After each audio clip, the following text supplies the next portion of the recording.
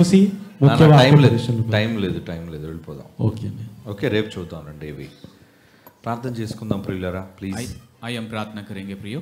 పరిశుద్ధమైన మా తండ్రి, पवित्र हमारे स्वर्गीय पिता, ఈ రెండో రోజు మీ మాటలు వినుటకు, ये दूसरे दिन इस बातों को सुनने के लिए మీ అమూల్యమైన సత్యాలను మాకు తెలియజేయండి. आपके बहुमूल्य सच्चाई को हमें बताइए। ఈ మంచి సమయాన్ని ఇచ్చినందుకు మీకు కృతజ్ఞతలు తెలుపుకుంటూ इस अच्छे समय के लिए प्रभु आपकी हम स्तुति करते हुए క్రీస్తు నామాన్ని ప్రార్థన వేడుకొనుచున్నాము తండ్రి. मसीह के नाम से प्रार्थना मांगते हैं पिता, ఆమేన్. దయచేసి మీ అందరికి ఒక విజ్ఞాపన. आप सबसे एक गुजारिश है, विनती है, దయచేసి పిల్లలైన వాళ్ళందరినీ కంట్రోల్ చేయండి. ఇది పబ్లిక్ పార్క్ కాదు. ఇది जिनके बच्चे हैं कृपया आपके बच्चों को आप अधीनता में रखिए। మీరు పిల్లల్ని కంట్రోల్ చేయకపోతే మీరు కిందకి వెళ్ళిపోవచ్చు. यदि आप अपने बच्चों को अधीन में नहीं रखना चाहते आप उन्हें नीचे ले जा सकते हैं। దయచేసి విలువైన సమయాన్ని మీ పిల్లల ద్వారా పాడు చేయకండి. कृपया इस बहुमूल्य समय को आपके बच्चों के द्वारा उसे नष्ट ना करें। వాలంటీర్లు అయిన వాళ్ళందరూ పిల్లల్ని కంట్రోల్ చేయండి. जितने भी वॉलंटियर्स है वो सभी लोग बच्चों को थोड़ा सा कंट्रोल करें, नियंत्रित रखें। ఓకే, దేవుని వాక్యంలోనికి మనం వెళ్దాం ప్రియులారా. ठीक है, परमेश्वर के वचन में हम जाएंगे। శక పురుషుని క్షమాయుగం. युग पुरुष की क्षमा का युग। క్షమ అనగానే పాపములకు అనుగ్రహించబడేది క్షమ. क्षमा यानी पाप के लिए देने वाला क्षमा है। మనిషి చేసిన అపరాధములకు ఇవ్వబడేది క్షమ. जो इंसान जो पाप करते हैं उसके लिए दिया जाता है ये क्षमा। ఈ క్షమ లేకపోతే यदि अगर ये क्षमा अगर नहीं है तो మనము భూమి మీద బ్రతికి ఉండలేము. हम इस संसार में नहीं जी सकते। మనమందరము हम सभी लोग దేవుని చేత క్షమలో ఉన్నవారము. परमेश्वर के द्वारा क्षमा में है हम लोग। ఆయన క్షమ లేకపోతే यदि अगर उसकी क्षमा नहीं है तो భూమి మీద ఉన్న మనము ఏ ఒక్కరము కూడా బ్రతికి ఉండలేము. दुनिया में जो भी लोग हैं हम कोई भी हम नहीं रह सकते। మనలందరినీ బ్రతికుంచడానికి గల కారణం हमारे सारे लोगों को जिंदा रखने का कारण है కేవలం ఆయన ఉచితమైన కృప. केवल जो उसकी जो अनुग्रह है जो उचित रूप से हमें दिया गया है। ఆయన కృప లేకపోతే మనం బ్రతకలేము. यदि उसका अनुग्रह नहीं है तो हम जी नहीं सकते। ఎందుకు మనల్ని బ్రతికించాలి ఆయన? क्यों हमें वो जिला सकता है? మనం ఎవరమని ఆయన బ్రతికించాలి? हम कौन है जो हमें वो जिंदा रख रहा है? ఎవరు అని ఆయన బైబిల్లో రాయించాడో మనం చూద్దాం. और कौन है वो जो बाइबल लिखा गया है? ఎఫెసీయులకు రాసిన పత్రిక 3వ అధ్యాయం इफिसियों की पत्री इसका 3रा अध्याय 14వ వచనాన్ని చదువుకుందాం. 14 वचन हम पढ़ेंगे। ఎఫెసీయులకు రాస్తున్న పత్రిక 3వ అధ్యాయం 14వ వచనం. इफिसियों की पत्री 3रा अध्याय 14 वचन। ఈ హేతువు చేత పరలోకమందున్నవును భూమి మీదను ఉన్న, నువ్వు చదవద్దు, పరలోకమందును భూమి మీదను ఉన్న और स्वर्ग और पृथ्वी पर ప్రతి కుటుంబము हर परिवार ఏ తండ్రిని బట్టి जिस पिता के कारण से కుటుంబమని పిలువబడుచున్నదో और परिवार जैसा बुलाया गया है ఆ దేవుని ఎదుట, उस परमेश्वर के सामने। అంటే భూమి మీద ఎన్నో కుటుంబాలు ఉన్నాయి. संसार में बहुत सारे परिवार है ఈ కుటుంబాలన్నీ ఎవరిని బట్టి కుటుంబాలను और పిలువబడుతున్నాయి? ये सारे परिवार किसके कारण परिवार ऐसा बुलाया जाया गया है? పరలోకమందున్న దేవునిని బట్టి కుటుంబాలు అంటున్నాడు. स्वर्ग के राज्य में जो पिता है उसके कारण है परिवार है ऐसा कहा है। మీరంతా ఎవరి కుటుంబం? आप सभी लोग किसके परिवार के हैं? దేవుని కుటుంబం, परमेश्वर के परिवार के हैं। దేవుని ఫ్యామిలీ. परमेश्वर का कुटुंब है। ఎంత గొప్ప భాగ్యం అది. और ये कितना हमारे लिए सौभाग्य है। పరలోకమందున్న దేవునికి మనం కుటుంబమా? परमेश्वर में जो स्वर्ग में रहने वाला परमेश्वर उसके हम परिवार है क्या? మనం ఆయనకు సొంతం. उसके हम निजी लोग हैं మనల్ని ఆయన కన్నాడు. और उसने हमें पैदा किया है। మనం కావాలని కోరుకున్నాడు. हम होना चाहिए इसलिए उसने चाहत रखा है। ఎప్పుడు కోరుకున్నాడు? और ये चाहत कब की है? ఎంత కాలం క్రితం కోరుకున్నాడు? और कितने वर्ष से पहले उसने चाहत रखा है? బైబిల్లో చూద్దామా? बाइबल में देखेंगे क्या? ఎఫెసీయులకు రాసిన పత్రిక इफिसियों की पत्री మొదటి అధ్యాయం इसका पहला अध्याय 4-6 వచనాలు చూద్దాం ప్రియులారా. और 4 अच्छे वचन हम पढ़ेंगे। ఎఫెసీయులకు రాసిన పత్రిక మొదటి అధ్యాయం 4-6 వచనాలు. इफिसियों की पत्री पहला अध्याय 4 और 6 అందులో ముఖ్యమైన మాట మాత్రమే నేను చదువుతున్నాను. और उसमें से जो प्रमुख है वही बात मैं पढ़ रहा हूँ। యేసు క్రీస్తు వలన అంటున్నాడు. यीशु मसीह के द्वारा కుమారులనుగా స్వీకరించుటకై, हमें बच्चों जैसा स्वीकार करने के लिए మనలను ముందుగా हमें पहले से ही తన కోసము నిర్ణయించుకుని उसके लिए ठहराया है। మనము తన ఎదుట పరిశుద్ధులం और हम उसके सामने निर्दोष నిర్దోషులమై ఉండవలెనని और पवित्र होने के लिए జగత్తు పునాది వేయబడక మునుపే और जगत के प्रारंभ से पहले ही ప్రేమ చేత క్రీస్తులో మనల్ని और ఏర్పరచుకున్నాడు. प्रेम से हमें सभी को यीशु मसीह में उसने ठहराया है. మీరు కావాలి అన్న కోరిక ఎప్పుడు దేవుడిది? आप परमेश्वर के चाहिए है इच्छा कब की है? సృష్టి పుట్టక ముందు అంటున్నాడు చూడండి. जगत की उत्पत्ति से पहले है. ఈ భూమికి పునాది వేయక ముందు అంటున్నాడు और చూడండి. इस पृथ्वी की नींव को डालने से पहले है वो. అంటే మనకు కావాలన్న కోరిక అంత చరిత్ర ఉందా? हमें होना है इसलिए इसके लिए इतना इतिहास है क्या? సృష్టి పుట్టి ఎంత కాలం అయింది అనుకుంటున్నారు? और ये सृष्टि पैदा होके कितने साल हुए? సుమారుగా लगभग 1500 కోట్ల సంవత్సరాలైందండి. 1500 जो करोड़ साल हो गए हैं.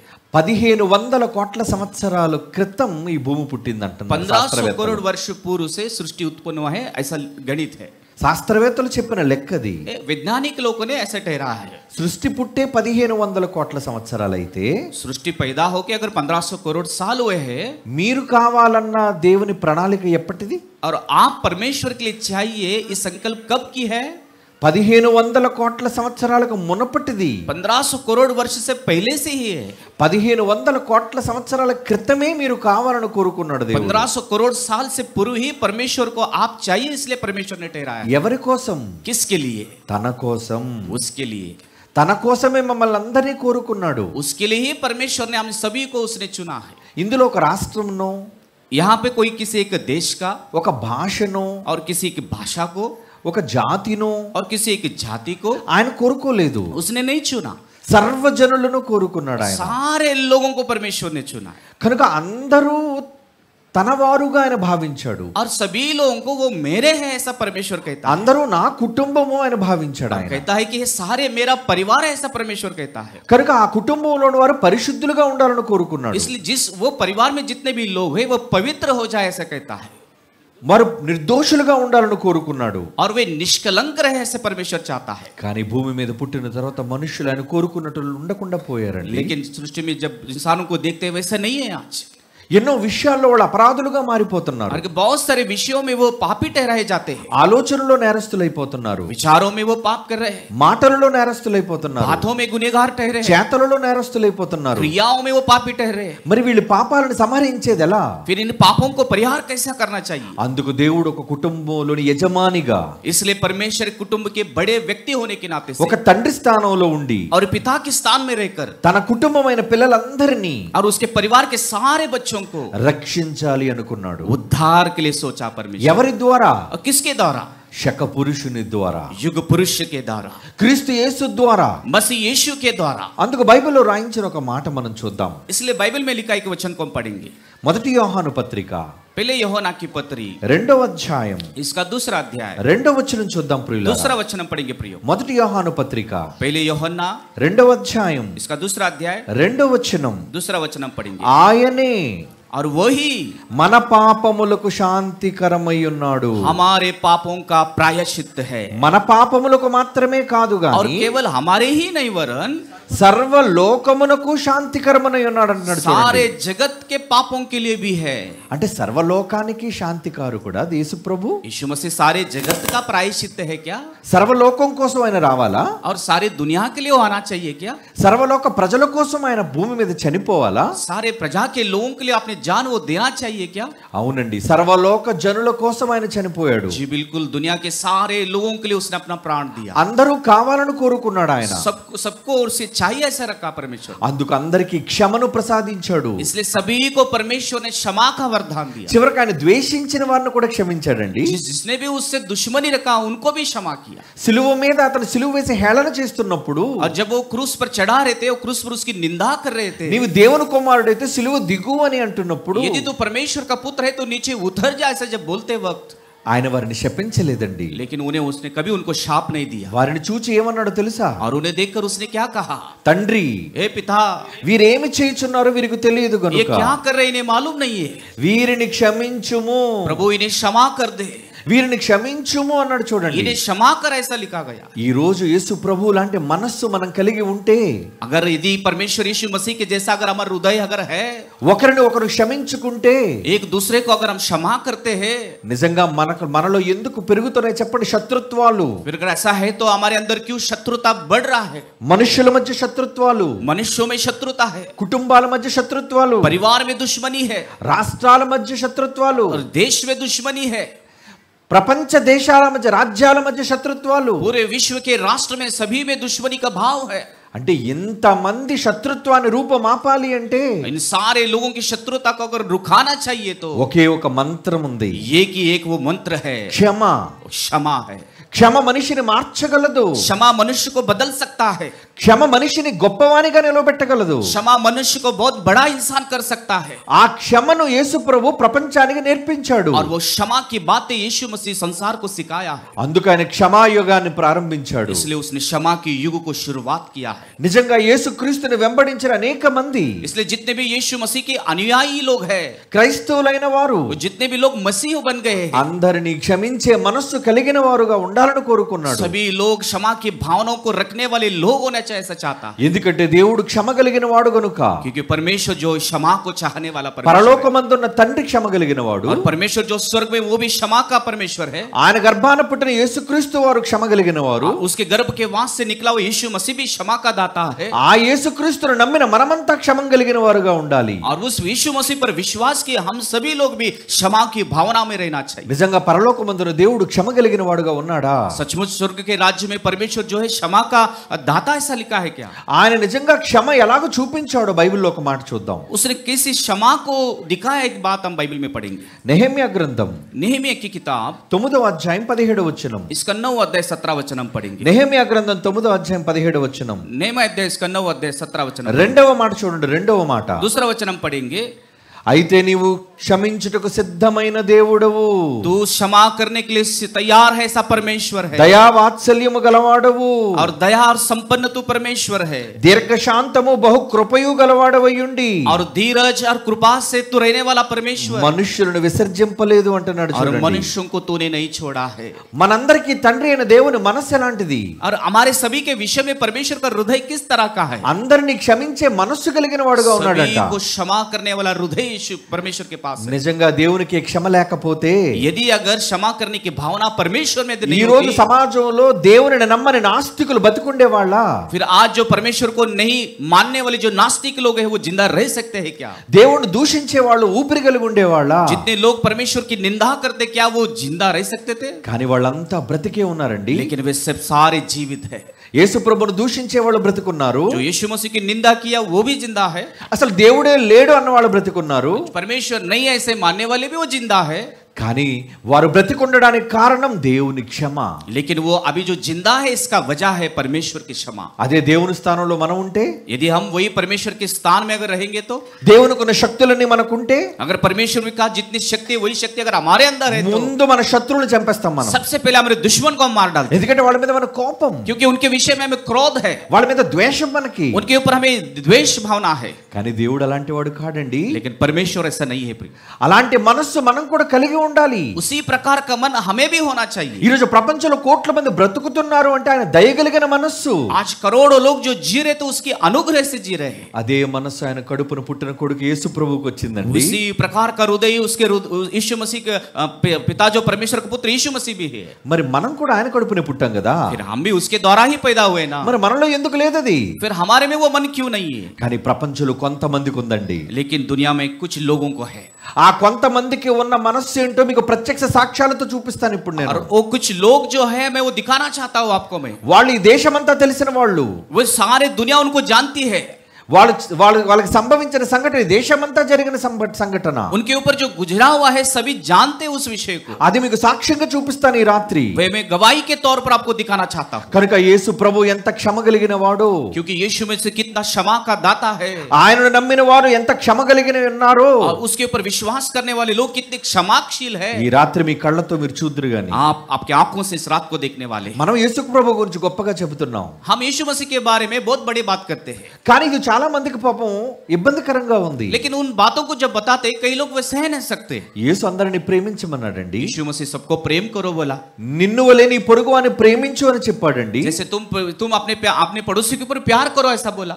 మనల్ని ప్రేమించుకుంటే ఎదుటి వాళ్ళని ప్రేమిస్తే, अगर हम अपने आप को प्रेम नहीं करते, अगर सामने वाले से अगर प्रेम रखते हैं, ఎదుటి వాళ్ళ మీద శత్రుత్వం ఎందుకు ఉంటుంది చెప్పండి? फिर सामने वाले से हम नफरत क्यों करते हैं? అప్పుడు యుద్ధాలు లేవు, तब युद्ध लड़ाई नहीं होंगे, పగలు లేవు, तब शत्रुता नहीं होगा, ద్వేషాలు లేవు, देश की भावना नहीं होती है, హత్యలు జరగవు. वहां पर कुछ भी हत्या नहीं होती है, ఎందుకంటే నీలా పొరుగువాని ప్రేమిస్తున్నావు क्योंकि గనుక. जिस तरीके से तू अपने आप से प्रेम करता है उसी प्रकार पड़ोसी से प्रेम करता है. అలా ప్రేమించినప్పుడు పొరుగువాని నువ్వు కావాలని నువ్వు దొంగిలించవు. इसलिए जब उस पड़ोसी से तुम प्रेम करते हो, तुम चोरी नहीं करते हो, అలాంటి వాళ్ళు నువ్వు హింసించవు, उसके ऊपर कोई भी तू हिंसा नहीं करता है, అలాంటి వాళ్ళు నువ్వు చంపవు, उसको कभी तो मार नहीं डालता है. కనుక మనం దేవుని పిల్లలుగా ఆయన మనస్సును కలిగి ఉండాలి. इसलिए हम परमेश्वर के बच्चे नाते वजह से उसके हृदय में पाना है, మనం ఆయనకు పుట్టిన వాళ్ళం కదా, कि हम उससे पैदा हुए लोग, మనందరి తండ్రి దేవుడు కదా, हमारे सारे उनका पिता परमेश्वर है.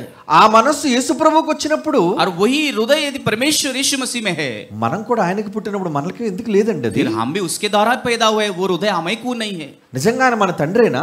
सचमुच वो हमारा ही पिता है क्या? అవునైనా మన తండ్రి. जी वो हमारा ही पिता है. బైబిల్ చెప్పింది. बाइबल बताइए. ఎఫెసీయులకు రాసిన పత్రిక इफिसियों की पत्री 4వ అధ్యాయం 4 अध्याय 6వ వచనం. 6 वचन पढ़ेंगे. ఎఫెసీ పత్రిక इफिसियों की पत्री 4వ అధ్యాయం 6వ వచనం. 4 अध्याय 6 वचन पढ़ेंगे. అందరికీ తండ్రి అయిన దేవుడు అంటున్నాడు చూడండి. सबका परमेश्वर ही है. అందరికీ తండ్రి అయిన దేవుడు ఒక్కడే. और सबका एक ही परमेश्वर पिता है. ఆయన అందరికీ పైగా ఉన్నవాడై, जो सबके ऊपर है, అందరిలో వ్యాపించి, और सबके मध्य में है, అందరిలో ఉన్నాడు, और सब में है. నీలో నాలో మనందరిలో ఉన్నాడు. तुझ में मुझ में सभी लोगों में है. మరి మనలో ఉన్నప్పుడు ఎందుకు ఈ ద్వేషాలు? फिर अगर यदि हमारे अंदर परमेश्वर होते, द्वेष भावना हमारे अंदर क्यों है? మనలో ఎందుకు ఈ పగలు రగిలిపోతున్నాయి? क्यों ये दुश्मनी की भावना हमारे अंदर एक उफल रहा है? ఎవరో మనల్ని తప్పు త్రోవ పట్టించారు, कोई तो हमें गलत रास्ते पे लेके जा रहा है, మరొక దుష్ట శక్తి మనల్ని తన పిల్లలుగా చేసుకుంది, कोई तो एक दुष्ट शक्ति उसके बच्चों के रूप में बदल लिया है, మనందరినీ కూడా తన యొక్క ఆధీనంలోనికి తెచ్చుకుంది. वो सारे अपने अधीनता में लिया है. वो మనం దాని పిల్లలుగా మారిపోయాం. हम उसके बच्चों की तरह बदल गए.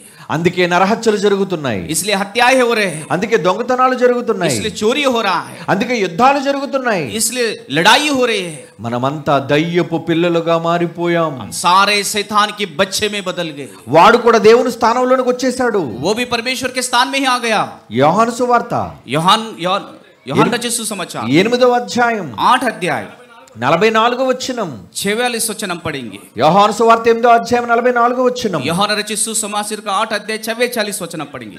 మీరు మీ తండ్రి యగు అపవాది సంబంధులు, तुम अपने पिता शैतान से हो, మీ తండ్రి దురాశలను నెరవేర్చగోరుచున్నారు. अपने पिताओं के लालसों को तुम पूरा करना चाहते हो. వాడు మన తండ్రి ఏంటండి? वो हमारा पिता कैसे हो सकता है? వాడు మనల్ని కనలేదండి, वो हमें जन्म नहीं दिया है, ఈ సృష్టిని వాడు చేయలేదండి, इस सारी प्रकृति को उसने नहीं बनाया है, మనకి జీవాన్ని ఊపిరిని వాడు పోయలేదండి, हमारे श्वास हमारी जिंदगी उसने नहीं दिया है. మరి వాడికి ఎందుకు వచ్చింది అధికారం? फिर उसके इतना अधिकार उसे क्यों मिला है? మనమే ఎన్నుకున్నాం వాడిని, हम लोगों ने उसको चुना है, వాడికి అధికారాన్ని మనమే ఇచ్చాం, उसको अधिकार हम लोगों ने दिया है, మనమే వాడిని తండ్రిగా భావిస్తున్నాం, उसको हम पिता के रूप में देख रहे हैं. हम దానికి సాక్ష్యం ఈ రోజున ప్రపంచ పరిస్థితులు. आज उसकी गवाही जो है, आज जो दुनिया में जो परिस्थितियां है, ఎందుకంటే మనం అంతా కూడా ఒకరినొకరు ద్వేషించుకుంటూ ఉన్నాం. हम सभी लोग एक दूसरे से द्वेष भावना से हम है. ఒక చిన్ని దేశం మీద एक छोटे से देश के ऊपर ఒక పెద్ద రాజ్యం యుద్ధానికి దిగబడుతుంది. एक बड़े देश उसके लिए लड़ाई के लिए चला जा रहा है. ఉక్రెయిన్ ఎంత చిన్నదండి, यूक्रेन है बहुत छोटा देश है, రష్యా ఎంత పెద్దది, और रशिया कितना बड़ा है, కానీ యుద్ధం చేయాలా? लेकिन लड़ाई होना चाहिए क्या? దురాశ. ये लालसा है. వీడు నా వాడు కాడు, ये मेरा नहीं है, వీడు నా శత్రువు. ये मेरा शत्रु है. అందుకేనండి యుద్ధాలు జరుగుతున్నాయి. इसलिए लड़ाई हो रहे हैं.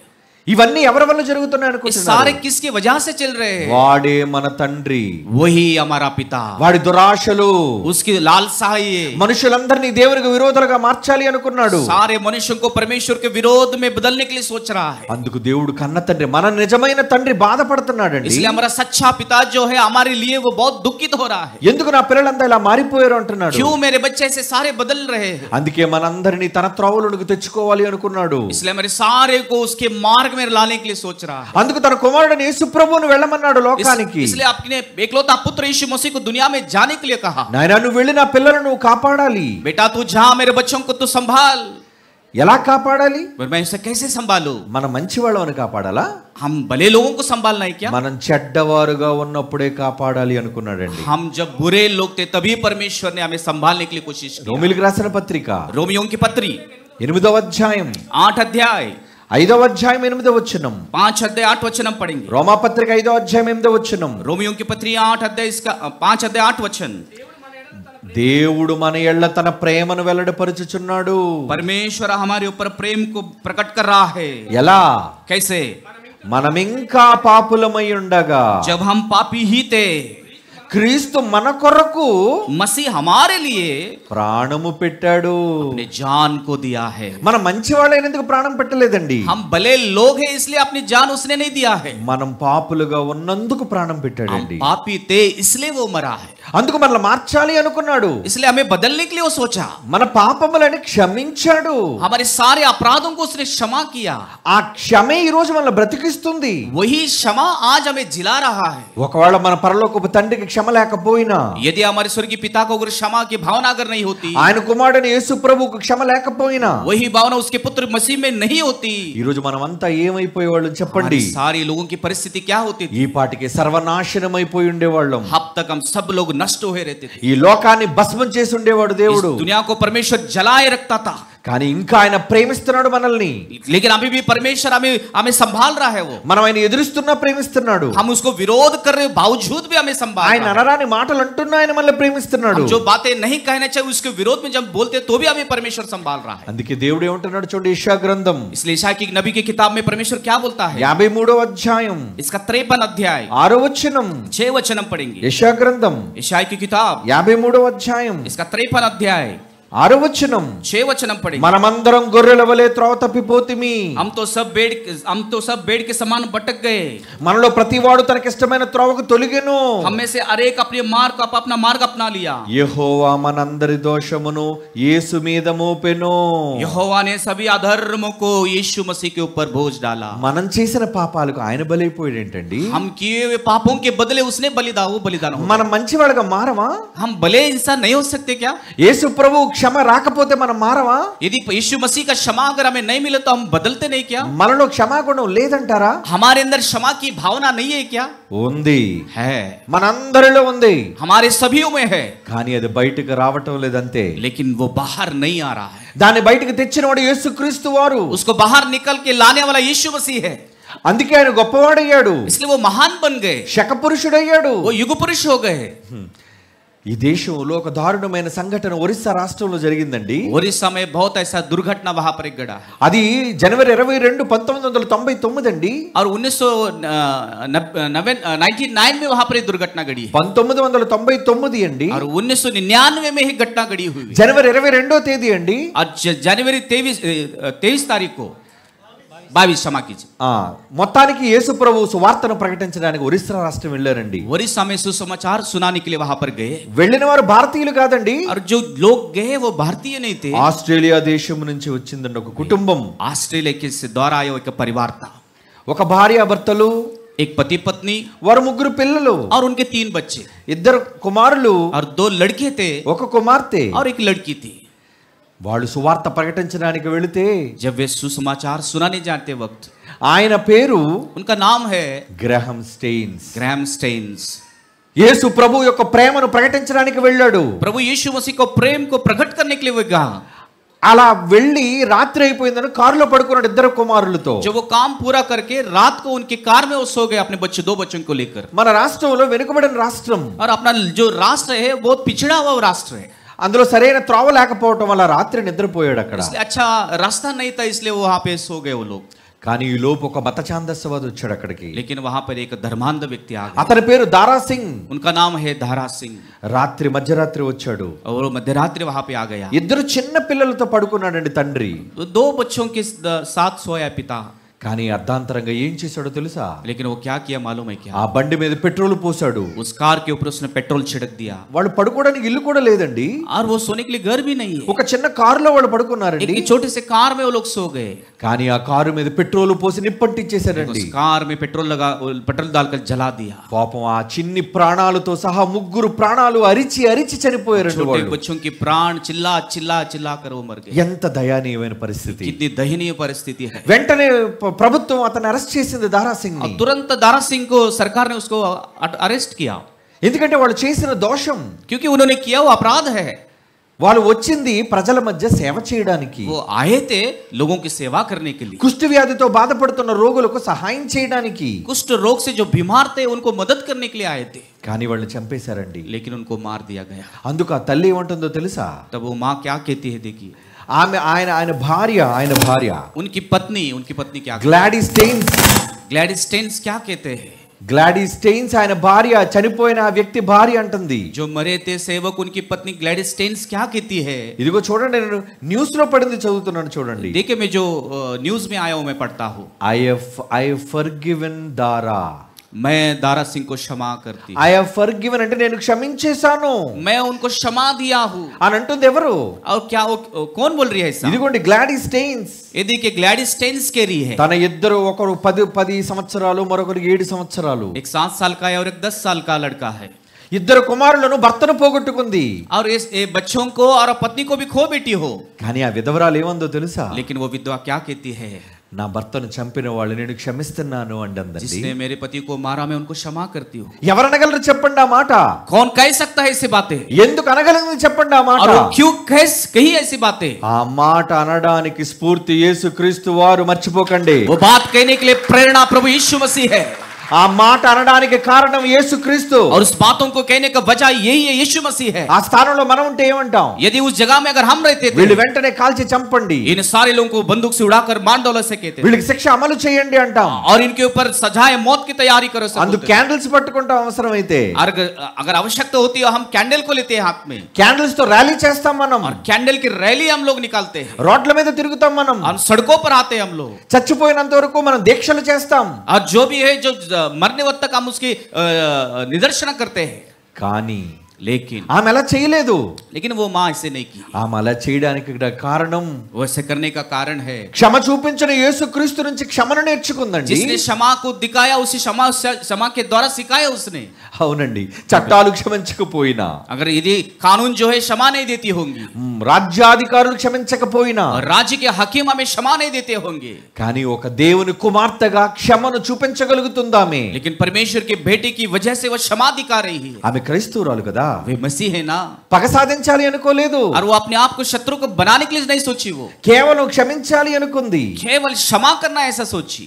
అదర్రా క్రీస్తులోని గొప్పతనం. यही ये प्रिय परमेश्वर यीशु मसीह में महानता. అది క్రీస్తులోని గొప్పతనం గనుకనే वो यीशु मसीह में महानता है, इसलिए అనేక మంది క్రీస్తు మార్గంలోనికి ఈ రోజు రావగలుగుతున్నారు. बहुत सारे लोग यीशु मसीह के मार्ग में आ रहे हैं. క్రీస్తులోని నమ్మించడానికి డబ్బు పంచవలసిన అవసరం లేదండి. परमेश्वर के मार्ग में आने के लिए पैसा बांटने की जरूरत नहीं है. యేసు యొక్క బాటలోనికి రావడానికి ఆశలు చూపించవలసిన అవసరం లేదండి. यीशु के मार्ग में आने के लिए कुछ दुराशाओं को दिखाने की जरूरत नहीं है. ఆయన జీవితమే సాక్ష్యం అండి. उनकी जीवन ही एक गवाही है. ఆయన మాటలే సాక్ష్యం అండి. उनकी बातें ही एक गवाही है. ఆయన ప్రేమే సాక్ష్యం అండి. और उनका प्रेम ही एक गवाही है. ఎందుకంటే అందరిని క్షమించి రక్షించగలడు అనే నమ్మకం ఉందండి ప్రజలకు. सबको क्षमा देकर वो उद्धार कर सकता है, ऐसा विश्वास लोगों को है. ఈ రోజు మనమంతా కూడా ఈ రోజు క్రీస్తును నమ్మగలిగామంటే కారణం, आज हम सभी लोग यीशु मसीह पर विश्वास किए, इसका कारण क्या है? ఆయన క్షమించగలడు అని, वो क्षमा कर सकता है, ఆయన రక్షించగలడు అని, वो उद्धार कर सकता है, ఆయన మన విజ్ఞాపన ప్రార్థన వినగలడు అని, वो हमारी प्रार्थनाएं विनतियों को सुन सकता है. అవునండి, నిజంగా అలాంటి వాళ్ళని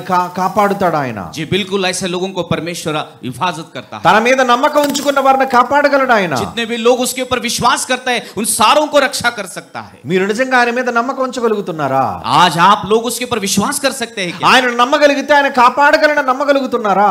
तुम अगर विश्वास करते हो हमें वो रक्षा करेगा ऐसा विश्वास करते हैं क्या? అవునండి, క్షమించగలడు, जी बिल्कुल, वो क्षमा कर सकता है, రక్షించగలడు, उद्धार कर सकता है. మీకు అన్యాయం జరిగితే ఆయన కాపాడగలడు. और तुझे अगर नाइंसाफी हो तो तुझे न्याय दिला सकता है. ఒక నిజాన్ని చెప్పమంటారా? एक सच्चाई को मैं बताता हूं. మనందరికీ తెలిసిన ఒక మన దేశాన్ని పరిపాలించిన తొలి ప్రధాని, మహిళా ప్రధాని. हमें सभी को मालूम है सबसे पहले एक महिला जो प्रधानी थी, ఆమె పేరే శ్రీమతి ఇందిరా ప్రియదర్శిని. उनका नाम है इंदिरा प्रियदर्शनी. ఆమె దేశమంతటిని పరిపాలించిన ప్రైమ్ మినిస్టర్. वो एक प्रधानमंत्री थे, देश के ऊपर राज्य किया. మొట్టమొదటిసారిగా ఒక స్త్రీగా ఆమె सबसे पहले एक स्त्री को ఈ దేశాన్ని పాలించింది. इस देश के ऊपर अपने शासन की. కానీ అలాంటి ఆమె మీద కొంతమంది శత్రువులు కత్తి కట్టారు. लेकिन कई दुश्मनी लोगों उनके ऊपर थोड़ा सा विरोध किया. ఆమె ఇంటిలోనే ఆమెను కాల్చేశారు. उन्हीं के घर में उनको उड़ा दिया गया.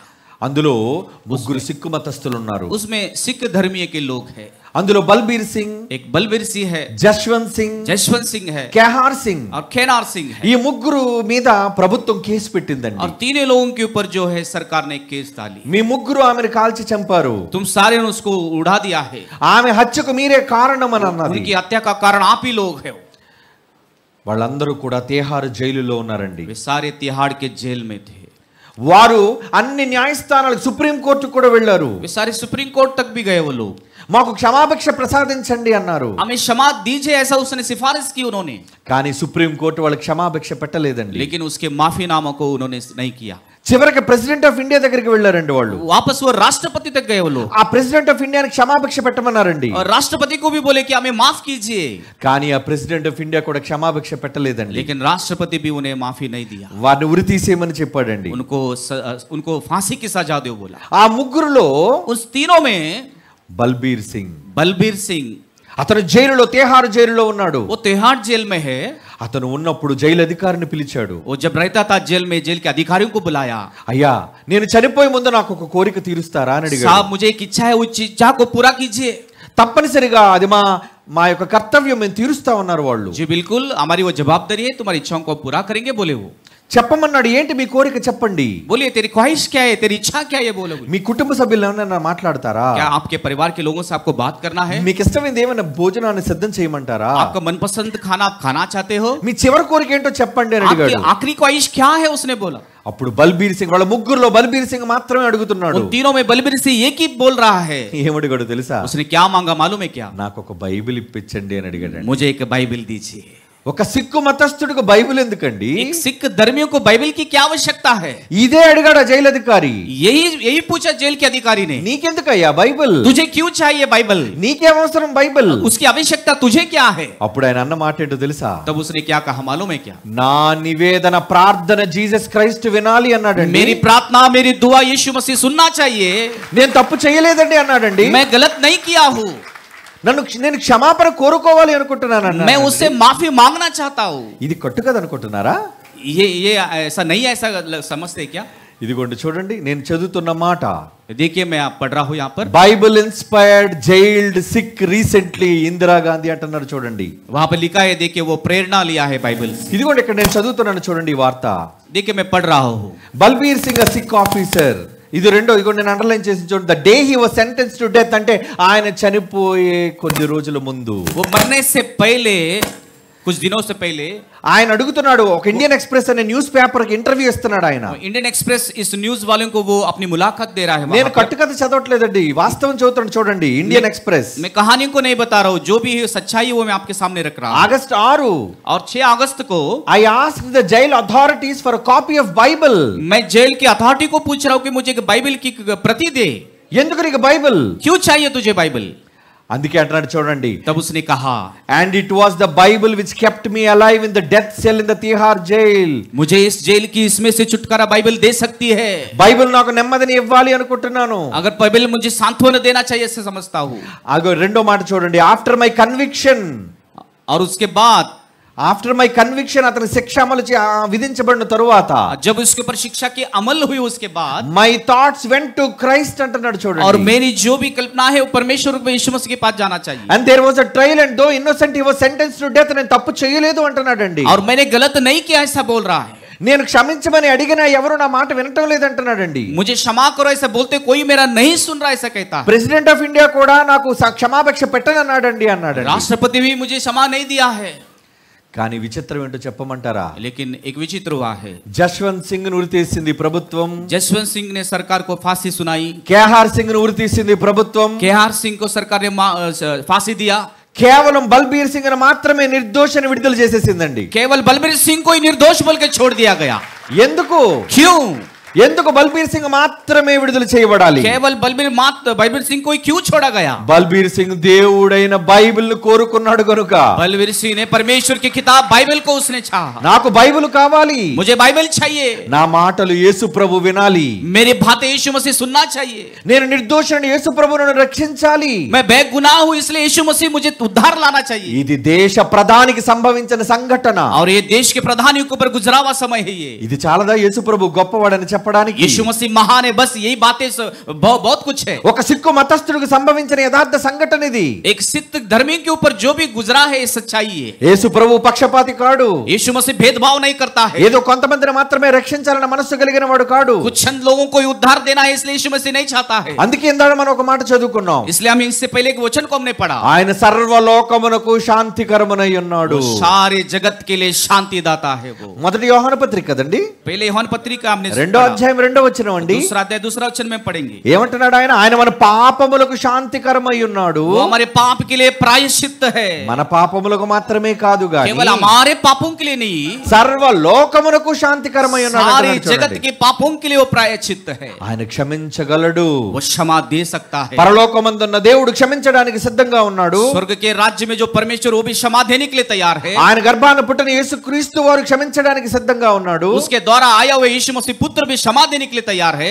ఆయనను నమ్ముకున్న క్రైస్తవులుగా మనం ఎందుకు చెప్పండి క్షమించలేకపోతున్నాం? फिर यीशु मसीह को स्वीकार किए हम लोग क्यों नहीं क्षमा करना ఈ चाहते? రోజు ఎంతో మంది పట్ల మనకు ద్వేషాలు లేవా? बहुत सारे लोगों के ऊपर हमें भी अभी भी वैमनस्य है, दुश्मनी है। మనం క్రైస్తవులం అని చెప్పుకుంటున్నాం. हम मसीह है ऐसे बोलते हैं हम लोग। గుడిలోనికి వచ్చి ఒకరంటే ఒకరు పడలేని పరిస్థితిలో ఉన్నాం. चर्च में जाते हैं लेकिन एक दूसरे से हम द्वेष करते हैं। దేవుని కోసం పాటలు పాడుతున్నాం, और मसीह गीत हम गाते हैं, దేవుని వాక్యాన్ని చదువుతున్నాం, परमेश्वर के वचन को हम पढ़ते हैं, పాస్టర్ గారి ఆశీర్వాదం తీసుకుంటున్నాం. और पास्टर के द्वारा हम आशीष पाते हैं। కానీ ఈ సంఘంలో ఉన్న నీ సహోదరుడు క్షమించలేకపోతున్నావు. लेकिन कलीसिया में जो तेरा भाई है तू उसको क्षमा नहीं कर रहा है। పేతురు అడిగాడు యేసు ప్రభువుని, और पतरस ने यीशु मसीह से पूछा, నా సహోదరుడు తప్పు చేస్తే ఎన్నిసార్లు క్షమించమంటావయ్యా అని. प्रभु यदि मेरा भाई अगर क्षमा दे मैं कितने बार उसको क्षमा करना 7 चाहिए? సార్లు క్షమిస్తే చాలా అని అడిగాడు పేతురు. 7 बार क्षमा करना चाहिए क्या? కానీ యేసుక్రీస్తు వారు అన్న మాట ఏంటో తెలుసా? लेकिन यीशु मसीह ने क्या कहा मालूम है क्या?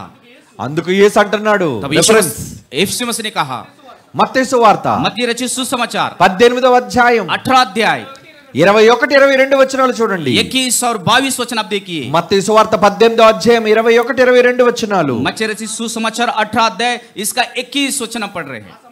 ఆ సమయమున పేతురు అడుగుతున్నాడు, నేను ఎన్ని మార్లు మట్టుకు మా సహోదరుని క్షమించాలి అన్నప్పుడు पतरस ने आकर उससे कहा कि प्रभु मेरा भाई अपराध करके कितने बार उसको అందుకు क्षमा యేసు करूं? అంటున్నాడు, तब यीशु मसीह कहता है 7 మార్లు మట్టుకు కాదు, सिर्फ 7 बार ही नहीं 70 ఏళ్ల మార్లు మట్టుకు, 70 गुने तक माफ करना है। 70 సంవత్సరాలు వయస్సు కని దాటిపోయినా మనం క్షమిస్తూనే ఉండాలటండి. 70 साल अगर बीत गए तो भी हम लोग क्षमा देते ही रहना चाहिए। మనం నిజంగా క్షమించగలుగుతున్నావా? सचमुच हम क्षमा करते हैं क्या? ఎంతో మంది మీద ద్వేషాలు పెంచుకుంటున్నాం. बहुत सारे लोगों के ऊपर दुश्मनी की भावना रखते हैं हम। కుటుంబంలో భార్యాభర్తల మధ్య ద్వేషాలు, पति पत्नी के बीच में द्वेष की भावना है, అన్నదమ్ముల మధ్య ద్వేషాలు, भाई भाइयों में द्वेष की भावना है, కుటుంబ సభ్యుల మధ్య ద్వేషాలు, परिवारों के बीच में भी द्वेष की भावना है, ఒక లొకాలిటీలో ఇరుగు పొరుగు వారితో ద్వేషాలు. और दूसरे समाज के द्वारा भी हम द्वेष करते हैं। అలాగుంటే మనం దేవుని కొరకు నిజంగా ఆయన పిల్లలుగా బ్రతకగలమా? अगर ऐसा है तो हम परमेश्वर के बच्चे के नाते हम जी सकते हैं क्या? ఒక గ్లాడీ స్టెయిన్స్ అండి దేవుని కుమార్తె అని చెప్పగలం. ग्लैडिस स्टेन को ही बता सकती कि वो परमेश्वर की पुत्री थी। ఒక స్టెఫెన్ రాళ్లతో కొట్టి చంపబడినప్పుడు చెప్పాడండి క్షమించమని. जब स्टेफन को पत्थरवा करके मारा गया क्षमा कर बोल के स्टेफन ने कहा, అతనండి దేవుని కుమారుడు. वो है परमेश्वर का पुत्र। మనం ఎంత మందిని క్షమించగలుగుతున్నాం చెప్పండి? हम कितने लोगों को क्षमा दे रहे हैं एक बार बोलिए। మనం క్షమించకపోగా हम क्षमा तो नहीं कर रहे हैं, ఎలా మారిపోతున్నావు తెలుసా? लेकिन हम किस रूप में बदल रहे हैं? ఎలా మారిపోతున్నావు? బైబిల్లో ఈ మాట చదివితే మీలో చాలా మంది భయపడతారు. अगर इस बात को हम बाइबल में पढ़ेंगे तो आप घबरा जाओगे। ఏమండి, నడి రోడ్డు మీద కత్తులతో నరికి చంపే వాళ్ళు ఉన్నారండి. बीच रास्ते पर मारने वाले लोग हैं, రోడ్ల మీద పరిగెట్టించి और रोड के ऊपर उनको दौड़ाते दौड़ाते రక్తం కారేటట్లుగా చంపి నరికే వాళ్ళు ఉన్నారండి. लहू लुहान होने तक उसको मारने वाले लोग हैं। వాళ్ళు చూసి మీరేమనుకుంటారు? उनको देख के आप क्या कहते हैं? అమ్మో చాలా ప్రమాదకరమైన వీళ్ళు, अरे बाप रे, ये बहुत डेंजर आदमी है, అమ్మో నరహంతకులు వీళ్ళు, ये तो हत्यारा है, ऐसे कहते हैं। పారిపోదాం వీళ్ళ దగ్గర నుంచి. चलिए यहाँ से हम दौड़ जाएंगे। అలాంటి వాళ్ళని చూసి మీరేమనుకుంటారు? మంచి అభిప్రాయం ఉంటుందా? तो उनके बदले आप अच्छे अभिप्राय को आप कर सकते हैं क्या? వీళ్ళు నరహంతకులు, ये मनुष्य जाति के हंतक है ये। వాళ్ళని చెడ్డవాళ్ళు అనుకుంటాం కదా మనం. हम सोचते हैं कि वो गलत लोग हैं। వాళ్ళకన్నా పెద్ద నరహంతకులు ఇప్పుడు బైబిల్లో చూపిస్తాను మీకు. उससे भी बड़े गुनहगार बाइबल में मैं दिखाता हूं। నడి రోడ్డు మీద హత్య చేసి చంపే వాళ్ళు కన్నా, पर सड़क में जिसको मारते उससे भी, పేకలు కోసే వాళ్ళు కన్నా, गले को चीरने से भी ఎంత భయంకరమైన నరహంతకులు ఉన్నారు ఇప్పుడు బైబిల్లో మీకు చూపిస్తాను. कितने बड़े मनुष्य घातक है बाइबल में आपको दिखाता हूं। చూద్దాం బైబిల్. देखेंगे बाइबल में మొదటి యోహాను పత్రిక पहले यूहन्ना की पत्री 3వ అధ్యాయం इसका 3रा अध्याय 15వ వచనం చూడండి. 15 वचन आप देखिए। మొదటి యోహాను పత్రిక 3వ అధ్యాయం 15వ వచనం. पहला यूहन्ना 3रा अध्याय इसका 15 वचन। తమ సహోదరుని ద్వేషించువాడు, अपने भाई से जो बैर रखता है, ఎవరు? कौन? నరహంతకుడు. वो हत्यारा है। ఎవరు? తన సహోదరుని ద్వేషించువాడు నరహంతకుడా? जो अपने भाई से बैर रखता है वो हत्यारा है क्या? చట్టం మారింది ఇక్కడ. यहाँ पे कानून बदला गया है। పాత ధర్మశాస్త్రంలో अगर पुराने नियम शास्त्र में చంపితే హత్య, अगर मार दिया तो ही गुनाह है वो, కానీ యేసు ప్రభు కొత్త చట్టంలో लेकिन यीशु मसीह के नए नियम में నీ సహోదరుని ద్వేషిస్తే చాలు, यदि आप भाई से बैर रखते तो काफी है। నరహంతకులతో సమానం. वे हथियार के समान है। నడి రోడ్డు మీద నరికి చంపిన వాళ్ళతో సమానం. बीच रोड के बीच में जैसा उसने मारता वैसे ही आप लोग हैं। పాత నిబంధన కాలంలో पुराने नियम के काल में ఒక స్త్రీ దగ్గరికి వెళ్ళి వ్యభిచారం చేస్తే వ్యభిచారం అది. एक स्त्री के पास जाकर व्यभिचार किया तो वो व्यभिचार ठहरा। కానీ కొత్త చట్టంలో యేసు ప్రభు ఏమన్నాడో తెలుసా? लेकिन नए नियम में यीशु मसीह ने क्या कहा मालूम है ఒక क्या? స్త్రీని మోహపు చూపుతో చూచు ప్రతివాడు, अगर एक स्त्री को अगर गलत नजर से आप देखते हो, అప్పుడే उसी समय తన హృదయమందు उसी समय उस हृदय में ఆమెతో उससे వ్యభిచారము చేసిన వాడగును. आप व्यभिचार किए हो। అక్కడ చేస్తే పాపం, वहां पर किया तो ही पाप है, ఈ చట్టంలో చూస్తే పాపం. लेकिन इस नियम में अगर हम यदि देखेंगे तो ही पाप है। ఆ చట్టంలో కత్తితో నరికితే పాపం, उस पुराने नियम में वहां पर हत्यारा को मार दिया तो ही गुनाह है। యేసిచ్చిన ఈ చట్టంలో ద్వేషిస్తే పాపం. लेकिन यीशु मसीह दिया हुआ इस कानून में अगर द्वेष किए तो भी वो हत्यारा ठहरता है। ఇప్పుడు నరహంతకులు ఎక్కడున్నారు చెప్పండి? फिर हत्यारे अभी कहां पर है आप बोलिए? మనలో కూడా చాలా మంది నరహంతకులు ఉన్నారు కదా. हमारे में बहुत सारे हत्यारे हैं। ఎంత మంది మీద కోపాలు, कितने सारे लोगों के ऊपर क्रोधित ఎంత మంది होते हैं మీద ద్వేషాలు. और कितने लोगों से द्वेष भावना रखते हैं। ఆరాధనకు వచ్చి हम वहां पर प्रार्थना में आकर తమకు పడని వారిని చూచి और जो लोग उनसे नहीं होता है उससे देखकर ఇలా మొహాన్ని తిప్పుకునే వాళ్ళు ఉన్నారండి. अपने मुंह को फेर कर जाते हैं। లేరా అలాంటి క్రైస్తవులు? ऐसे लोग मसीह में लोग में नहीं है क्या? అంటే ఇలాంటి నరహంతకులందరూ గుడిలోకి వచ్చి చేసేది ఆరాధన. फिर ये सारे हत्यारे लोग वहां पर आके चर्च में प्रार्थना करते हैं। అలా ద్వేషిస్తే వాళ్ళకి శిక్ష ఏమంటున్నాడు చూడండి బైబిల్లో. अगर द्वेष ऐसा करेंगे तो बैर रखते उसकी शिक्षा क्या है? 3వ అధ్యాయం 15వ వచనమే. 3रा अध्याय 15 वचन में लिखता है, ఏ నరహంతకుని యందును और किसी हत्यारे में నిత్య జీవము ఉండదు. अनंत जीवन नहीं रहता है। మీరు పరలోకానికి వెళ్ళరు. आप परमेश्वर के राज्य में नहीं जाओगे। మనసులో ద్వేషిస్తే చాలు. अगर मन में बैर रखे तो काफी है। హంతకులం మనం. हम हत्यारे बन सकते हैं। మనకు పరలోకం రాదు. हमें परमेश्वर का राज्य नहीं मिलेगा। మరి ప్రార్థన చేస్తున్నాం, फिर हम प्रार्थना ही कर रहे हैं, కానుకలు ఇస్తున్నాం, हम दान दे रहे हैं, పాటలు పాడుతున్నాం, हम गीत गा रहे हैं, ఎన్ని చెయ్యండి. कितने भी आप నీ कीजिए, సహోదరుని ద్వేషిస్తే यदि आप अपने भाई से बैर रखते हो నరకం, वो झील की आग है, ఖచ్చితంగా పాతాళం. बिल्कुल आप अधोलोक में जाओगे।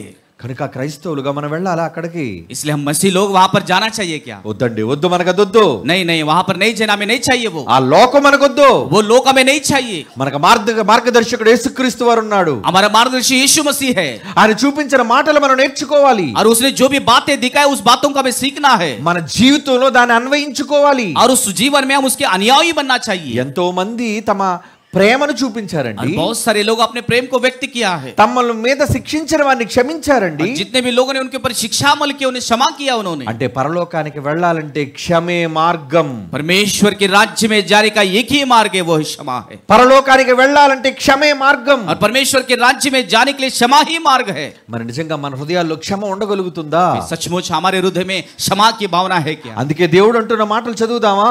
इसलिए परमेश्वर लिखे बातों को हम पढ़ेंगे। ఎఫెసీయులకు రాసిన పత్రిక इफिसियों की पत्री 4వ అధ్యాయం 32వ వచనం. 4 अध्याय 32 वचन हम पढ़ेंगे। ఎఫెసీయులకు రాసిన పత్రిక इफिसियों की पत्री 4వ అధ్యాయం 4 अध्याय 32వ వచనం. यहाँ पे 32 वचन हम पढ़ेंगे।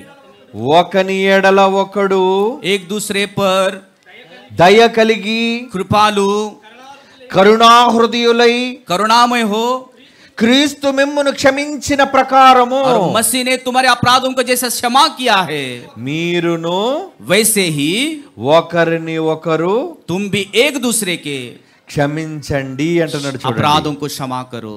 ఏం చేయమంటాడు మనల్ని? क्या करो ऐसा बोल रहा है. మనం ఏం చేయాలంట? हमें क्या करना है?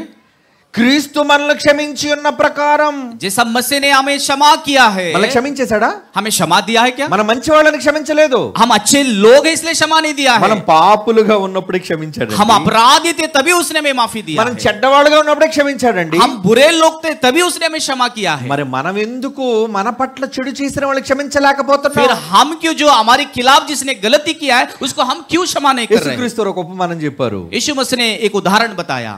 ఒక యజమాని దగ్గరికి ఒక సేవకుడు వచ్చాడు. और एक मालिक के पास एक नौकर आया. నాకు 100 దేనారాలు అప్పు ఉన్నాయ్యా, प्रभु मेरे पास जो देनार जो है उसकी कर्जा मेरे ऊपर है, నన్ను దయతో క్షమించండి उसे అన్నాడు. प्लीज उसे क्षमा कीजिए. అప్పుడు ఆ యజమాని ఏం చేశాడో తెలుసా? तब उस मालिक ने क्या कहा? సరే నీకున్న అప్పును నేను క్షమిస్తున్నాను. ठीक है, जो भी तेरा कर्जा है उस कर्जा को मैं माफ करता చూద్దాం हूं. బైబిల్లో ఆ మాట. पढ़ेंगे उस बाइबल में उस बात को. మత్తయి రాసిన సువార్త मत्ती रचित सुसमाचार 18వ అధ్యాయం 18 अध्याय 26వ వచనం. 26 वचन पढ़ेंगे. మత్తయి రాసిన సువార్త मत्ती रचित सुसमाचार 18వ అధ్యాయం 18 अध्याय 26వ వచనం నుంచి చూడండి. 26 वचन से हम पढ़ेंगे. అక్కడ ఏమంటున్నాడు? కాబట్టి ఆ దాసుడు उस पर उस दास ने ఆయన ఎదుట సాగిలపడి गिरकर उसे प्रणाम किया. మ్రొక్కి प्रणाम किया. నా ఎడల ఓర్చుకో, धीरज धरिए स्वामी, నీకంతా నేను मैं చెల్లిస్తాను అని सब అన్నాడు. कुछ भर दूंगा. ఆ దాసుడు యజమానుడు तब उस दास के स्वामी ने కనికరపడి तरस खाकर సరే విడిచిపెట్టేయండి, उसे छोड़ दिया నీ అప్పును క్షమిస్తున్నాను నేను. और उसको कर्ज को क्षमा करता हूँ. అయితే వాడు క్షమించబడిన వాడు బయటికి వెళ్ళి तो जब वो क्षमा उसे मिला वो बाहर जाकर क्या कहा? తనకు 100 దేనారాలు అప్పున్న వాడు కనబడ్డాడటండి. वो उसके पास जो 100 दिनार के जो कर्जा था एक आदमी उसको दिखा. వీడికి ఎన్ని దేనారాలు క్షమించాడు? और इसके कितने दिनार को परमेश्वर ने क्षमा किया? ఎన్ని దేనారాలు అండి? कितने दिनार थे? 10,000 10,000 10,000 10,000 कर्जा 10,000 క్షమించబడ్డాడు వీడు. 10,000 से वो क्षमा किया गया యజమాని క్షమించాడు 10,000. और स्वामी ने उसके मालिक ने उसको कर्जा से मुक्ति కానీ किया. వీడికి 100 దేనారాలు మాత్రమే ఒకడు బాకీ ఉన్నాడు. लेकिन कोई तो एक इसे 100 दिनार देना चाहिए, बस इतना ही. వాడి దగ్గరికి వెళ్ళి उसके पास जाकर ఆ క్షమించబడిన వాడు ఏం చేస్తున్నాడు చూడండి. जिसने क्षमा को प्राप्त किया उसे जाकर क्या कह रहा है? వాడు గొంతు పట్టుకున్నాడు, పీక పట్టుకున్నాడు. उसे गला घोट कर कह रहा है, నువ్వు నాకు అచ్చున్నది ఇస్తావా ఇవ్వవా? तू मेरा कर्जा चुकाते हो नहीं चुकाते हो? అందుకు వాని తోటి దాసుడు पर उस सगी दास ने కాళ్ళ మీద పడ్డాడట. गिर कर पैरों तले, నా ఎళ్ళ క్షమించయ్యా, मेरे ऊपर धीरज रखिए. బ్రతిమాలుకున్నాడట. उसने विनती किया కానీ వాడు వినలేదు. लेकिन वो नहीं सुना. ఏం చేశాడు? तब क्या कहा? అతను క్షమించకుండా పీక పట్టుకున్నాడు. उसको गला पकड़ा, उसको क्षमा नहीं किया. కానీ ఈ విషయం యజమానికి తెలిసింది. फिर इस बातें जो है बड़े मालिक को पता चला. అప్పుడు వాడిని పిలిపించాడు. उसको बुलाया. నీకు 10,000 తలాంతులు నేను క్షమించాను, मैं तुझे 10,000 क्षमा किया हूँ, కానీ నువ్వు 100 రూపాయలు క్షమించలేవా? लेकिन एक 100 रुपए को तू क्षमा नहीं कर सकता क्या? అందుకు ఏమన్నాడు తెలుసా? लेकिन क्या कहा मालूम है क्या? 33వ వచనం చూడండి ఏమంటున్నాడు. 33 वचन देखिए क्या कहता है. నేను నిన్ను కరుణించిన ప్రకారము मैंने तुझ पर दया की थी, నీవును నీ తోటి దాసునను वैसे क्या तुझे भी अपने सगी दास पर నువ్వు క్షమించాలి. दया करना था उसके ऊपर ही, కానీ నువ్వు అలా చేయలేదు. लेकिन तूने ऐसा नहीं किया. కనుక నేను నీకు వేసే శిక్ష ఏంటో తెలుసా? इसलिए मैं तुझे अभी शिक्षा को अमल कर रहा हूं तेरे ऊपर. నువ్వు అందుచేత तू इसलिए వాని యజమానుడు కోపపడి उसके स्वामी के क्रोध में आकर మొత్తం అంతా నువ్వు ఇప్పుడు కట్టాలి, जो भी तेरे पास है सब मुझे देना चाहिए, అంతవరకు और आखिरी तक, వీడికి శిక్ష అమలు చేయండి. और जो उसके ऊपर सजा देने के लिए तैयार की, శిక్ష అమలు చేయమన్నాడు. इसके ऊपर सजाएं मौत करो. ఈ రోజు మనం ఈ ఉపమానం ఎందుకు చెప్పాడు అనుకున్నారు? ये उदाहरण परमेश्वर ने क्यों बताया है? దేవాది దేవుడు మన పాపములను క్షమిస్తే जो परमेश्वर जो है हमारे अपराधों को उसने क्षमा किया, మన పట్ల నేరాలు చేసిన వ్యక్తులు మనం క్షమించలేకపోతున్నాం. जो हमारे खिलाफ जिसने अपराध किया उसको हम क्षमा नहीं दे रहे. ఎలా వస్తది పరలోకం చెప్పండి? कैसे आएगा परमेश्वर का राज्य? పాటలు ఒక్కటి పాడితే వచ్చేదండి పరలోకం. गीत गाने से परमेश्वर का राज्य नहीं मिलेगा. కానికిచ్చినంత మాత్రాన రాదండి పరలోకం. दान देने से तुम्हें परमेश्वर का राज्य नहीं मिलेगा. ఎవరైతే అపరాధములను క్షమిస్తారో जो कोई अपने अपराधों को क्षमा करता है, అలాంటి వారిదే పరలోకం. उन लोगों का ही परमेश्वर का राज्य है. అందుకే యేసు తాలూకు గొప్ప మాటలు మనం నేర్చుకోవాలి. इसलिए यीशु मसीह के बारे में बहुत सारे विषयों को हमें जानना चाहिए. చదువుతో ఒక మాట पढ़ेंगे एक बात 35వ వచనం, అదే అధ్యాయం 18వ అధ్యాయం 35వ వచనం. वही 18 अध्याय में 35 वचन पढ़ेंगे. మీలో ప్రతివాడు तुम में से हर एक తన సహోదరుని హృదయపూర్వకంగా అంటున్నాడు చూడండి. अपने भाई को मन से क्षमा न करेगा.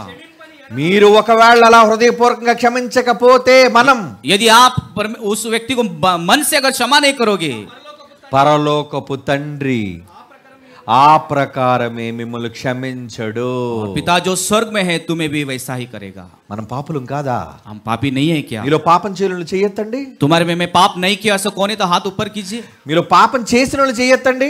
तुम्हारे में जितने भी पाप किए वो लोग हाथ ऊपर कीजिए. నేనే ముందు ఎత్తాను చెయ్యి. मैं सबसे पहले हाथ ऊपर. నేను కూడా పాపినే. मैं ही पापी हूँ. నేను ఒప్పుకుంటున్నాను నేను పాపినని. मैं अपना लेता हूँ मैं पापी हूँ. నా క్రియల వల్ల నేను మంచోడు కాను. मैं मेरे क्रिया से मैं अच्छा व्यक्ति नहीं ఆ हूँ. మహానుభావుడు దయ వలన నేను మంచిగా మారాను. परमेश्वर की अनुग्रह से मैं अच्छा हूँ. అవును మనం పాపులమే. जी बिल्कुल हम पापी है. యోహాను సువార్తలో ఏమన్నాడు? మొదటి యోహాను పత్రికలో ఏమన్నాడు చూడండి, మొదటి అధ్యాయం. యోహాను की पत्री पहला अध्याय में लिखा है. మొదటి యోహాను పత్రిక మొదటి అధ్యాయం पहले యోహాను की पत्री पहले अध्याय में 10వ వచనంలో ఏమంటున్నాడు చూడండి. 10వ వచనం, 10 वचन देखेंगे. 10 మనము పాపము చేయలేదని చెప్పుకుని ఎడల, यदि हम कहे कि हम पाप नहीं किया है మనము ఎవరిని అబద్ధికునిగా చేస్తున్నామట? तो हम किसको झूठा ठहराते हैं? దేవునిని అబద్ధికునిగా చేయవారు మగుదుము. परमेश्वर को झूठा ठहराने वाले लोग बनेंगे. మరి ఆయన వాక్యం మనలో ఉండదు. और उसका वचन हम में नहीं है. కనుక ఆయన వాక్యం మనలో ఉండాలి అంటే यदि उसका वचन हम में बना रहना चाहिए, మనము పాపము చేయలేదు అని చెప్పుకోకూడదు. हमने पाप नहीं किया ऐसा नहीं बोलना चाहिए. ఇక్కడ మనము అంటున్నాడంటే यहाँ पर हम इस बात को दोहरा रहे हैं. ఈ పత్రిక రాసిన యోహాను గారు కూడా ఉన్నారా? जिसने इस किताब को लिखा है वही पापी है क्या? అవును, ఆయన కూడా మీరు అనలేదు. जी बिल्कुल वही भी पापी है. మీరు అనలేదు ఆయన అక్కడ. तुम है ऐसा नहीं कहा, మనము అన్నాడు అక్కడ. हम है ऐसा అంటే कहा. ఆయన కూడా పాపం చేశాడా? उन्होंने भी पाप किया है क्या? పాపం చేసిన ఒప్పుకున్నాడు ఆయన. और जो पाप किया इसलिए कबूल किया పశ్చాత్తాపపడ్డాడు ఆయన. और मन फिराया उसने. పశ్చాత్తాపపడిన ఎవరినైనా దేవుడు క్షమిస్తాడు. जो मन फिराता है किसी को भी परमेश्वर क्षमा करता है. అదే క్షమలోని గొప్పతనం. वही क्षमा में एक महानता है. అదే యేసు నేర్పించిన క్షమా గుణం. वो यीशु मसीह ने सिखाया हुआ क्षमा का स्वभाव है. అవునండి, అందుకే ప్రపంచం అంతా ఆయన నమ్ముతుంది ఈ రోజు. इसलिए सारी दुनिया उसके ऊपर विश्वास करती है. చాలా మంది అసూయపడుతున్నారు, ఎందుకు యేసు నమ్ముతున్నారు వీళ్ళని? बहुत सारे लोग दुखित होते क्यों यीशु मसीह पर विश्वास करते हो? యేసును నమ్మించడానికి డబ్బులు పంచవలసిన పని లేదు. यीशु मसीह को विश्वास करने के लिए पैसे बांटने की जरूरत नहीं है. యేసును నమ్మించడానికి అవసరతలు చూపించవలసిన అవసరం లేదు. यीशु मसीह को अपनाने के लिए उनकी आवश्यकताओं को पूरी करने की जरूरत नहीं है. కేవలం ఆయన మాటలు చెబితే చాలండి మారిపోతారు. केवल उसे वचनों को सुनाने से बदल जाते हैं. ఆయన మాటలు నేర్చుకున్న వారు మారిపోతారండి. जो कोई उसके वचन को सीख लेता है वो बदल जाता है. అలా మారిపోయిన వారిలో స్టెఫెన్ ఉన్నాడరా. उसमें बदलने वाला एक स्टेफन है. అందుకే క్షమించమన్నాడు. इसलिए क्षमा कर बोला. ఒక యేసు ఏ విధంగా అయితే మాట్లాడాడో, जैसे यीशु मसीह ने बातें की ఆయన కూడా అదే విధంగా మాట్లాడాడండి. और स्टेफन भी वैसे ही बात किया है. అందుకే యేసు ప్రభు అంటున్నాడు, ఆయన నమ్మిన మనతో అంటున్నాడు, इसलिए जो कोई यीशु मसीह पर विश्वास करता है हमसे वो कहता है నీకు పరలోకం కావాలా? तुम्हें परमेश्वर का राज्य चाहिए? మీరందరూ పరలోకానికి రావాలనుకుంటారా? आप सभी लोग परमेश्वर के राज्य में आना चाहते हो? అయితే మీ శత్రువులను ప్రేమించండి అన్నాడు तो చూడండి. आपने बैरी से आप क्षमा कीजिए. ఎవరండి చెప్పారు ప్రపంచంలో శత్రువులను ప్రేమించమని? और कौन कहता है इस दुनिया में कि आपके दुश्मन से आप प्रेम कीजिए? శత్రువుకు భోజనం పెట్టమని ఎవరండి చెప్పారు? अपने दुश्मनों को आप खाना कीजिए बनाइए, कौन कहता है? ఒక్క యేసు తప్ప ప్రపంచ చరిత్రలో ఎవరు లేరు. यीशु के अलावा इतिहास में दुनिया में कोई नहीं है.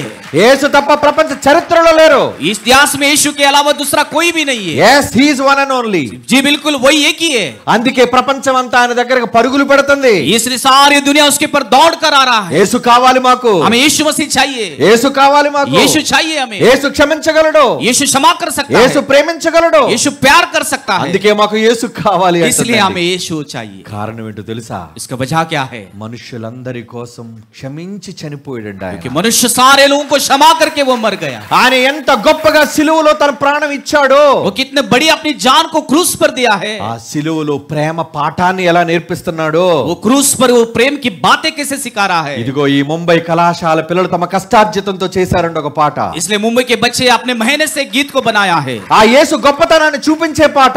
यीशु की महानता को दिखाने वाली वो गीत है. వినండి పాట, सुनिए इस गीत को आप చూపించండి ఈ పాట और ప్రపంచానికి. दिखाइए दुनिया को इस गीत को. ఎన్ని భాషల్లో ఉన్నాయి అన్ని భాషల్లో చూపించండి ఈ పాట. किसी भाषा में हो सारे भाषाओं में इस गीत को ఆ दिखाइए. పాట ఎంత గొప్పదో నేను చెప్పడం కంటే మీరు చూడండి. और मैं गीत कितना बड़ी है कहने से देखिए आप.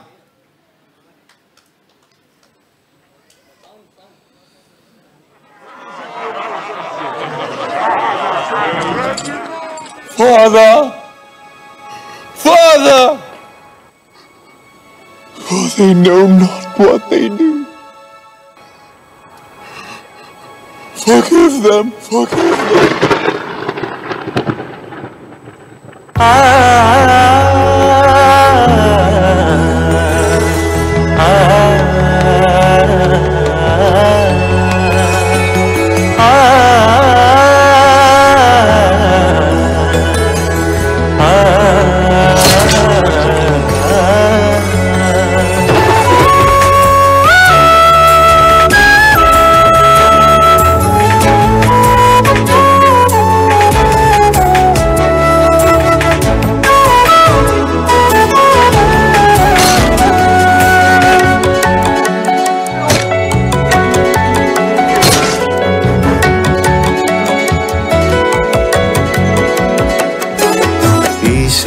लहू क्षमा करने को कहता है, हाबिल का लहू सजा देने को कहता है, मारे गए नीतिमानों का लहू प्रतिकार करने को कहता है।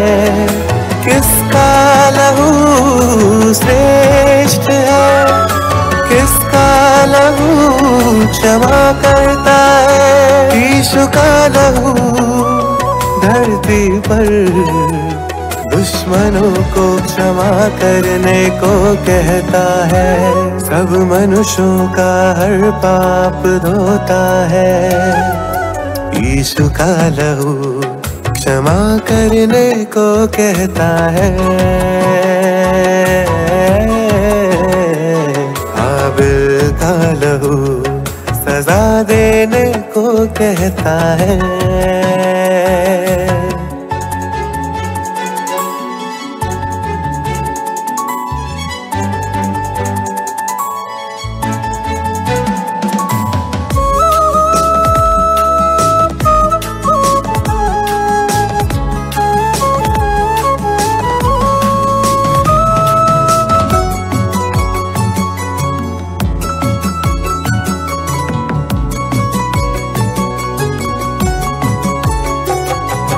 भाई मुझे मारा चिल्लाने लगा, कैन को परमेश्वर ना छोड़ा, प्रतिकार करने को कहा, कैन को उसने ना छोड़ा। मृत्यु पाए लोग ही ना क्षमा किए, अधोलोक गए फिर भी ना छोड़े। यीशु का लहू इस धरती पर दुश्मनों को क्षमा करने को कहता है। यीशु का लहू क्षमा करने को कहता है, हाबिल का लहू सजा देने को कहता है।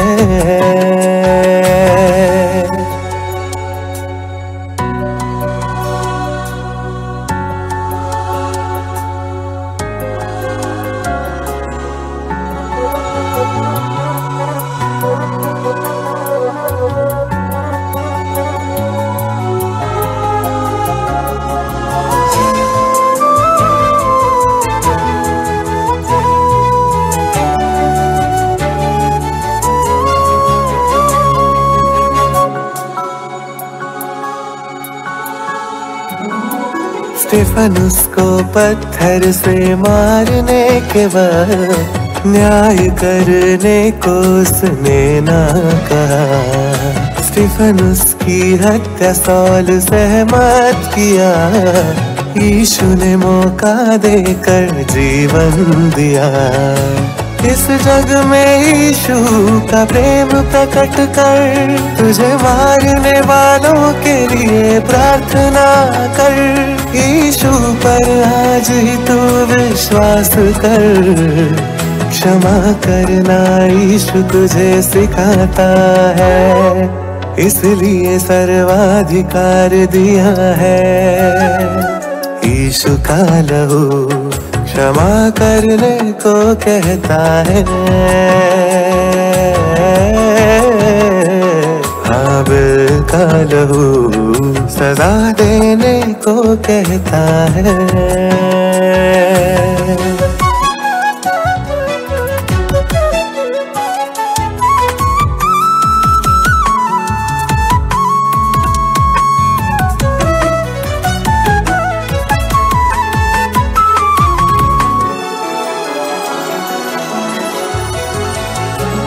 हाबिल से भी श्रेष्ठ यीशु के पास, नई वाचा के पास तुम आए हो। हाबिल की तरह हमें ना मांगना है, स्टेफनुस ने नई वाचा में सिखाया है। कितनी बार लोगों को क्षमा करना है, 70 गुना तक क्षमा करना है। यीशु का लहू जब पीते हो, यीशु का लहू क्षमा करने को कहता है। आराधना में सबको क्षमा मिलती है, यीशु का लहू क्षमा करने को कहता है। हाबिल का लहू सजा देने को कहता है। मारे गए नीतिमानों का लहू प्रतिकार करने को कहता है। किसका लहू श्रेष्ठ है, किसका लहू क्षमा करता है। यीशु का लहू इस धरती पर दुश्मनों को क्षमा करने को कहता है। सब मनुष्यों का हर पाप धोता है। లైట్స్ ఆన్ లైట్స్ ఆన్ చేయండి. దేవుని పిల్లలారా, प्रिय परमेश्वर के बच्चों, ఎవరి రక్తం గొప్పదండి? किसका लहू श्रेष्ठ है? మా రక్తంలో రోషం ఉందని చెప్పుకుంటున్నారు, हमारे लहू में एक बड़कपन है ऐसे कहते हैं। మా రక్తంలో యాక్టింగ్ ఉందని చెప్పుకుంటున్నారు, और हमारे लहू में एक्टिंग ऐसे बहुत लोग మా कहते हैं। రక్తంలో రాజరికం ఉందని और చెప్పుకుంటున్నారు, हमारे लहू में राजकीय है ऐसे बहुत लोग कहते हैं। మా రక్తంలో ద్వేషం ఉందని చెప్పుకుంటున్నారు. और हमारे लहू में द्वेष की भावना ऐसे बहुत लोग कहते हैं। కానీ ఆ రక్తంలో క్షమ ఉందని ఎందుకు చెప్పలేకపోతున్నారు लेकिन చెప్పండి? उस लहू में क्षमा का भी गुण ऐसे क्यों नहीं बता सकते? క్షమ కూడా మీ రక్తంలో ఉంది, क्षमा का स्वभाव तुम्हारे लहू में है। అందుకే క్షమించింది గ్లాడీ స్టెయిన్స్. इसलिए ग्लैडिस स्टेन ने क्षमा की। తన భర్తని ఇద్దరు పిల్లల్ని చంపిన దారా సింగ్ ని క్షమించింది. अपने बच्चों को और पति को मारो दारे सिंह को उसने क्षमा की। రాళ్లతో కొట్టి చంపిన వాళ్ళని పరిసయ్యులను శాస్త్రులను స్టెఫెన్ క్షమించాడు. और शास्त्रीय परिषदों को भी जिसके ऊपर पत्थर मार किया, स्टेफन ने भी उनको क्षमा किया। సిలువ వేసిన యేసు క్షమించాడు. और जो क्रूस पर टंगाए वो भी क्षमा किया। అతని దగ్గర నేర్చుకున్నాడు. और उसके पास से वो सीखा। ఈ దేశానికి జాతిపిత మహాత్ముడు, और इस राष्ट्र का जो राष्ट्रपिता है, అందుకే అతన్ని తుపాకీతో కాల్చి చంపినందుకు इसलिए उसे बंदूक से मारा गया तो भी ఏమన్నాడు మహాత్ముడు ఆయన చూచి? महात्मा गांधी ने क्या कहा उन्हें देखकर? గాడ్సేని విడిచిపెట్టండి, చంపకండి. गॉड से को छोड़ दो, उसे मत मारो। ఎక్కడ నేర్చుకున్నాడు? ये कहां सीख के लिया? బైబిల్లో నేర్చుకున్నాడు మహాత్ముడు. బైబిల్లో महात्मा गांधी बाइबल से लिखा है। లండన్ వెళ్ళి చదువుకున్నాడు బైబిల్. और लंदन में जाकर वहां पर बाइबल पढ़ा है। కాదని చెప్పమని చూద్దాం దేశంలో ఎవరినైనా. ये गलत है ऐसा कोई कह सकता है क्या? మహాత్ములను సైతం ప్రేరేపించగల శక్తి యేసు దగ్గర ఉంది. महात्माओं को भी प्रेरणा करने की शक्ति यीशु मसीह में है। అదే మాటలు మీ దగ్గర ఉన్నప్పుడు, वही बातें यदि आपके पास है तो, ఆ మాటలే జీవ గ్రంథంగా బైబిల్ గా మీ దగ్గర ఉన్నప్పుడు, और वही बातें परमेश्वर के जीवन की ग्रंथ के रूप में आपके पास है, మీ మాటతో మార్చలేరా? फिर इस बातों से आप बदल नहीं सकते మీ क्या? మాటకుందా శక్తి? उस बातों में सामर्थ्य है। మీ మాటే క్రీస్తు మాట అయితే, तुम्हारी बातें यदि मसीह के बातें है तो, మీ మాట హృదయాలను కరిగించగలదు, तुम्हारी बातें हृदय को पिघल कर सकता है, పాషాణాలను మండించగలదు, और पत्थर की तरह हृदय को पिघल सकता है, దేవుని వైపు మార్చగలదు. परमेश्वर के पास बुला सकता है। అందుకే మార్చుదామండి ఈ లోకాన్ని. इसलिए हम बदलेंगे इस समाज को। ఇది మత మార్పిడి కాదు, ये धर्म परिवर्तन नहीं है, మనస్సు మార్పిడి. ये हृदय परिवर्तन है। పాపముతో నిండిన మనస్సును మార్చటం. जो पाप से बड़ा और हृदय को बदलना है। చాలా మంది అర్థం కాక ఇది మతాన్ని మారుస్తున్నారు అంటున్నారు. बहुत लोग नहीं समझते, कहते कि धर्मांतर कर रहे लोग। నో తప్పది. नहीं नहीं, ये गलत है। యేసు క్రీస్తు మనస్సును మార్చేవాడు. यीशु मसीह हृदय को परिवर्तन करने वाला है। అలాంటి గొప్ప నాయకుడు మీ దగ్గర ఉన్నాడండి. इतना बड़ा नेता तुम्हारे पास है, ఆయనను మనం నమ్ముతున్నామండి. उसके ऊपर हम विश्वास करते हैं। ఎంత గర్వపడాలి అలాంటి నాయకుడు కలిగి और ఉన్నందుకు. कितना अभिमान होना चाहिए कि हम उस नेताओं को पाए. ఎందుకంటే మన కోసం ప్రాణం పెట్టాడు, उसने हमारे लिए अपने लहू अपने जान दे दिया. అందరినీ ఒకేసారి క్షమించాడు. इसलिए सारे लोग उसने क्षमा किया. ఎన్నో పాపాలు మనల్ని క్షమిస్తున్నప్పుడు और सारे अपराधों का हमारी क्षमा करते वक्त మనం ఎందుకు క్షమించకూడదు చెప్పండి? फिर हम क्यों नहीं क्षमा करना ఈ चाहिए? రాత్రి ఒకవేళ మీ మనస్సులో పగను పెట్టుకుని చచ్చిపోతే यदि इस रात के आप आपके हृदय में बैर रखकर आप मरते हो, మీకు పరలోకం రాదు. आपको परमेश्वर का राज्य नहीं मिलेगा. అందుకే దేవుడు కోరుకుందాం, इसलिए परमेश्वर से विनती करेंगे నిలబడి ప్రార్థన చేసినప్పుడల్లా కోరుకుందాం. और खड़े होकर जब हम प्रार्थना करते हैं मांगेंगे, తండ్రి మా పట్ల తప్పు చేసిన వారిని క్షమించండి అని. पिता जो भी हमारे खिलाफ जितने भी गुनाह किए उन्हें क्षमा कीजिए. అవునండి, जी बिल्कुल. ఒక్క మాట చదువుకొని ముగించుకుందాం. एक वचन को पढ़कर हम समाप्त करेंगे. కొలస్సీ పత్రిక कुलिस्सियों की पत्री 3వ అధ్యాయం इसका 3रा अध्याय 13వ వచనం. और 13 वचन हम पढ़ेंगे. కొలస్సీ పత్రిక 3వ అధ్యాయం 13వ వచనం. कुलिस्सी 3వ అధ్యాయం 3रा अध्याय 13వ వచనం. 13 वचन को हम पढ़ेंगे. ఎవడైనను తనకు హాని చేసినని అనుకున్న ఎడలా, ఎవడైనను 13వ వచనం నాన్న. 13 वचन हम पढ़ेंगे. यदि किसी को హాని చేసినని అనుకున్న ఎడలా, किसी पर दोष देने का कारण हो, ఒకని ఎడల ఒకడు సహించుచు, एक दूसरे के सह लो ఒకరినొకడు క్షమించుడి, और एक दूसरे की क्षमा करो, ప్రభు మిమ్మును క్షమించులాగున जैसे प्रभु ने तुम्हारे लिए क्षमा किया మీరును క్షమించుడి. वैसे तुम भी क्षमा करो. అవునండి, క్షమించాలి. जी बिल्कुल क्षमा करना चाहिए. ప్రార్థన చేసినప్పుడు క్షమించండి, जब प्रार्थना आप करते क्षमा कीजिए. పడుకునే ముందు క్షమించండి, आप सोने से पहले क्षमा कीजिए. అప్పుడు మీ పాపాలు క్షమించబడతాయి. तब आपके अपराध क्षमा किए जाते అప్పుడు हैं. ఎప్పుడు చచ్చిపోయిన పరలోకం మీకోసం సిద్ధంగా ఉంటుంది. फिर आप जब भी मर जाते हो आपके लिए स्वर्ग का राज्य నీ तैयार है. మనస్సులో శత్రుత్వం పెట్టుకొని చనిపోతే, अगर यदि तुम्हारे हृदय में बैर रखकर आप मरते हो, క్షమాగుణం లేకుండా చనిపోతే, क्षमा का स्वभाव को आप नहीं पालते हो, आप मरते हो, మనం పరలోకం మిస్ हम అయిపోతామండి. परमेश्वर को राज्य को हम खो बैठेंगे. అది మీకు రాకూడదని वो नहीं आना चाहिए. ఈ దేశంలోని అవతల ఒడ్డు నుంచి అవతల ఒడ్డుకు వచ్చాను నేను. इसलिए उस देश में इस देश में आया हूँ. అవతల ప్రాంతం నుంచి అటు ఆ బంగాళాఖాతం నుంచి అరేబియా సముద్రం వైపు వచ్చాను మీ मैं దగ్గర. वहां से बंगाल की समुद्र से यहाँ पर अरबी समुद्र के पास आया हूँ. కేవలం ఈ మాటలు చెప్పడానికి, केवल इन बातों को प्रकट करने के మీ लिए. డబ్బుల కోసం నేను రాలేదు, आपको पैसों के पाने के लिए मैं नहीं आया हूँ. నా సంస్థను నెలకొల్పడం కోసం నేను రాలేదు. मेरी संस्था को बढ़ाने के लिए मैं नहीं आया हूँ. ఆయన మంచి మాటలు ప్రకటించడానికి వచ్చాను నేను. उसकी अच्छी बातें को प्रकट करने के लिए मैं आया हूँ. ఎన్నో అభ్యంతరాలు కలిగాయి, बहुत सारे विरोध हुए, సభ జరగకూడదు అనుకున్నారు, सभा नहीं होना चाहिए से समझी, అయినా సరే పిల్లలు నిలబడ్డారు. लेकिन बच्चे खड़े हो गए. ఒక కొత్త ప్రదేశంలో నేను సరే సభ పెట్టాలి అనుకున్నారు, और अच्छे एक नए जगह पर सभा को रखना ही चाहिए ऐसा జరిగించాలి అనుకున్నారు. और करना ही चाहिए ऐसे बोली. నిరాటంకంగా ఈ 3 రోజులు జరిగించగలుగుతున్నారు. इसलिए कोई भी रुकावट नहीं आते हुए दूसरा दिन सभा चल रही ఎక్కడితో ఇది ఆగదు. है. एक नहीं रुकेगा ये. ప్రసన్న బాబు మరలా ముంబై వస్తాడు, और प्रसन्न बाबू वापस आने वाला है మరలా వస్తాను నేను, और वापस मैं आऊंगा బహిరంగంగా మాట్లాడతాను. और वहां पे पूरे मैदान में बोलूंगा. ఈ మాటలు 4 గోడల మధ్య చెప్పకూడదు, और ये बातें जो 4 के दीवार के अंदर नहीं बोलना चाहिए, తలాపాలి మైదానంలో చెప్పాలి. वो तलापाल मैदान में बोलना चाहिए. యేసు ఎంత గొప్పవాడో చెప్పాలి. यीशु कितना महान है बताना चाहिए.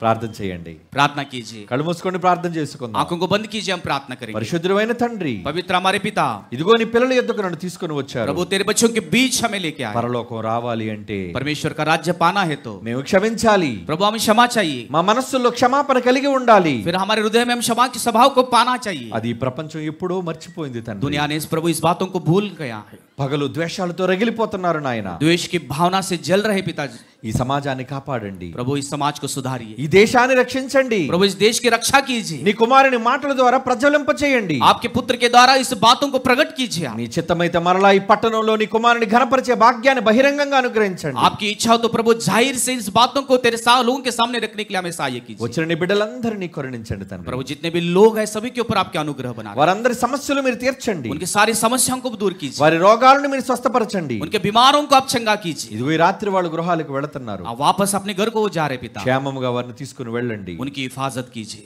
మరలా రేపటి దినం మేము కలుసుకొని और वापस प्रभु हम कल के दिन मिलकर అమూల్యమైన మీ మాటలు వినగలిగే భాగ్యాన్ని మాకు దయచేయండి. बहुमूल्य आपके वचनों को सुनने के लिए प्रभु सौभाग्य में दीजिए. యేసుక్రీస్తు వారి శ్రేష్టమైన నామములో यीशु मसीह के श्रेष्ठ नाम से ఈ విజ్ఞాపనలు మీ సన్నిధికి చేర్చుచున్నాము ये తండ్రి. प्रार्थना को तेरे सम्मुख हम रखते हैं. ఆమేన్. आमीन. మన తండ్రి అయిన దేవుని ప్రేమ, अबे अबे परमेश्वर के पिता का प्रेम, కుమారులైన యేసుక్రీస్తు వారి కృప, पुत्र यीशु मसीह का अनुग्रह, పరిశుద్ధాత్మ దేవుని అన్యోన్య సహవాసం पवित्र आत्मा की सहभागिता కూడి వచ్చిన మనందరికీ తోడేండి నడిపించును आए हुए గాక. सभी लोगों के ऊपर अमर पर बना. ఆమేన్. आमीन. God bless you all.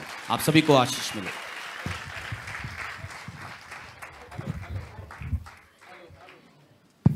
Hello దయతో ఒక్క నిమిషం అలాగే కూర్చోండి.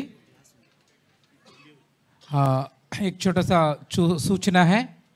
कल का दिन बाइबल क्लास है डोंबोली में। हमारा पास वन डॉक्टर अनुप्रपोज